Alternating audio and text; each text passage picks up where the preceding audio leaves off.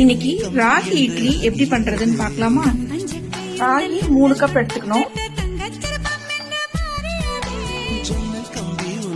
இட்லி அரிசி 1 கப் எடுத்துக்கணும். இந்த ரெண்டையும் ஊற வச்சிடணும்.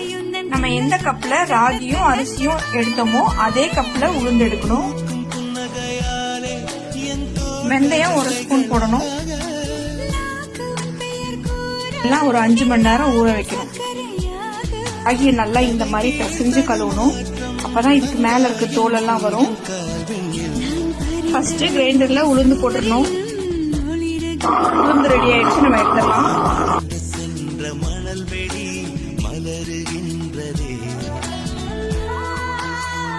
இந்த ராகி மாவு 8 மணி நேரம் கழிச்சு நல்லா புளிச்சிரும்.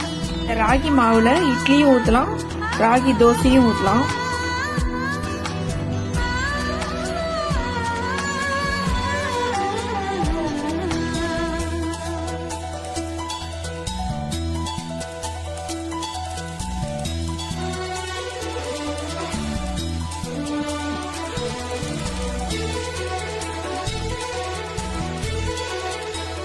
சூப்பர் டேஸ்டான ராகி இட்லி செஞ்சாச்சு. என்னோட சமையல் பிடிச்சிருந்துச்சுன்னா என் பேஜை ஃபாலோ பண்ணுங்க. இதே மாதிரி சமையல் பண்ணி சாப்பிடுங்க.